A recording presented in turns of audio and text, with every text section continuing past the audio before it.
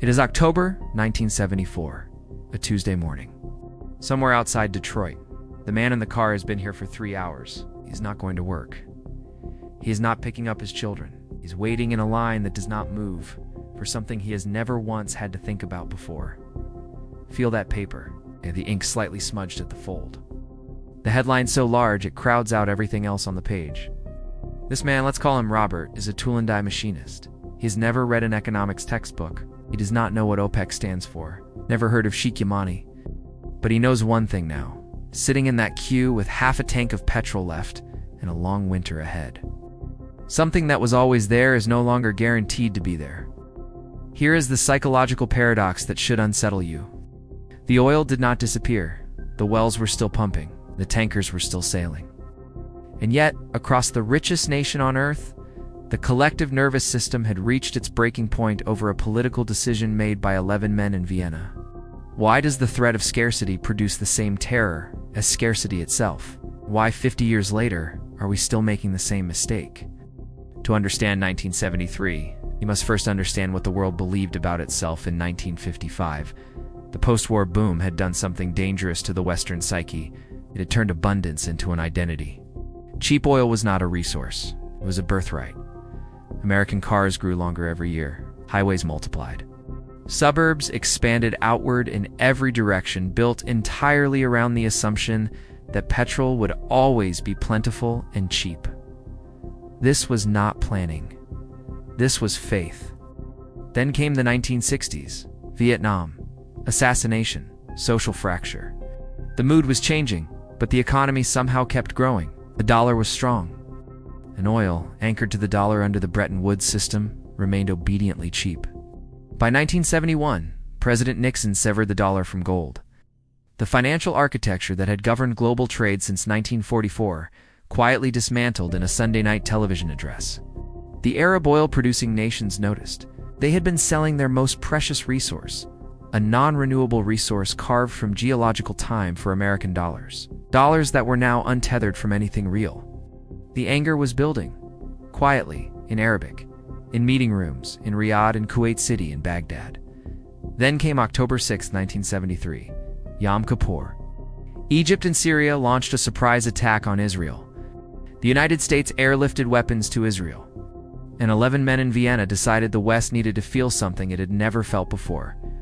The ground shifting beneath its feet. The bias at work here is called availability cascade. Let me explain it simply. The human brain does not measure risk by probability. It measures risk by how easily a frightening image comes to mind. The more vivid and repeatable a fear is, the more real it feels, regardless of the actual data. In October 1973, the images of petrol queues spread through newspapers, television, and word of mouth every single day. But the data said something different. The embargo reduced global oil supply by approximately 5%. 5%. 5%. And yet the price of oil quadrupled in 3 months. Consumer panic drove hoarding, which deepened shortages, which produced more panic. A cascade. Each wave of fear generating the next, amplifying itself through every mind it passed through. The Quran says, "And do not exceed the limits." Indeed, Allah does not like those who exceed the limits. The cascade exceeded every limit, not because the facts demanded it, because the images demanded it. This is the hidden hand, not the embargo itself. The visibility of the embargo, repeated daily, burned into the public consciousness until the fear became indistinguishable from the reality. Robert is back. He is 41 years old. He works at the Ford River Rouge plant. He has a wife, 2 daughters, and a 1971 Ford LTD that drinks fuel like a thirsty animal, not once worried about petrol, not once in 20 years of driving. The newscaster says the Arab nations have cut production. Robert does not fully understand the mechanism, but he understands the headline, and the headline says, shortage. The next morning, he drives past the petrol station on Dearborn Avenue. There is a queue. He does not need petrol. His tank is 3/4 full, but he joins the queue. He cannot explain why. It simply feels like the correct thing to do. This is not stupidity. This is the brain executing a survival program 200,000 years old. When others are acquiring a resource, acquire it now. before it is gone. His neighbor had already filled 2 jerry cans and stored them in his garage. His brother-in-law was talking about a wood-burning stove. The signals were everywhere. By November, the US government introduced a divan rationing. If your license plate ended in an odd number, you could buy petrol on odd-numbered days. Even plate, even day. Robert's plate ends in 7. He adjusts his entire life around this number. His wife adjusts the grocery runs. His daughter's school schedule is reevaluated based on petrol access. A political decision made in Vienna has restructured the daily rhythm of a family in Michigan. At work, the mood is different. Ford is nervous. The big cars, the wide, heavy, beautiful machines Robert has helped build his entire career are suddenly the wrong product. The fuel economy numbers that no one cared about last year are the only numbers anyone is talking about now. His foreman, a man named Deke, 22 years on the floor, says quietly one afternoon, "I think something just changed, Bobby, and I don't think it's changing back." Deke was right. Between 1973 and 1975, U.S. automobile sales fell by 30%. The Japanese compact car, fuel-efficient, modest, built for a different assumption about the future, began its decade-long conquest of the American market. Toyota, Honda, Datsun, names that Robert had barely heard of. Names that would eventually define the industry his hands had built.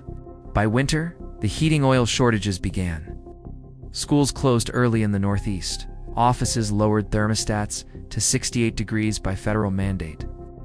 President Nixon appeared on television asking Americans not to put up Christmas lights. Christmas lights. The psychological shift was complete. What had taken decades of post-war abundance to construct, the bone-deep belief that more was always available, was dismantled in 8 weeks. Robert never bought another large car. When the LTD finally died in 1979, he bought a Chevette. His daughters, now grown, would never have the same relationship with fuel that he once had. The trauma had become inheritance. The availability cascade had done its work.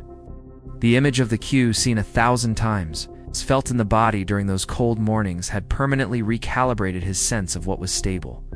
He was not wrong to recalibrate. He was responding rationally to irrational information density. That distinction matters. Change the year. Change the fuel. In 2022, natural gas prices in Europe surged over 400% following the war in Ukraine. Governments reintroduced energy rationing, citizens stockpiled firewood. The images of dark cityscapes, of factories idling, politicians in sweaters, spread across social media at a velocity that would have astonished Walter Cronkite. The availability cascade did not need newspapers anymore. It had 17 platforms and an algorithm optimized to show you the most frightening version of every story. In 2024 and into 2026, the pattern has migrated to energy transition assets. Headlines about lithium shortages, rare earth supply chains, the critical minerals needed for the batteries that will power the electric future. The facts examined carefully show a complex picture. Some shortages are real, some are projected. Some are speculative, but the images are vivid. And the brain does not grade images on a curve. Retail investors in 2024 poured money into rare earth ETFs and junior mining stocks, based primarily on the availability of alarming headlines, not on fundamental supply analysis. Robert's Q has not disappeared, it is digitized. The prophet, peace be upon him, said, "Richness is not having many possessions. Richness is being content with oneself." The cascade does not produce contentment, it produces urgency. Artificial urgency manufactured from real events. Amplified beyond their actual weight, fed into a brain that cannot distinguish between a 5% supply reduction and an existential collapse. The oil is still there. It was there in 1973. The cascade convinced Robert otherwise. The lithium is still being mined. The rare earths are still being extracted. But the cascade is running again on faster hardware, through more efficient channels, into the same ancient brain. The question is not whether another cascade is coming, it is whether you will notice it while you are inside it. Robert retired in 1994, 21 years after the Q that changed him. He never talked about it much. But his daughters noticed something. He always kept the car above half a tank. Always. Even when prices were low. Even when stations were everywhere. The tank never went below half. The Q had never fully left his body. That is what a cascade does. It does not just move markets. Rewires behavior, permanently, quietly, in ways the person themselves cannot always name. And the market knows this, which is why the images never really stop.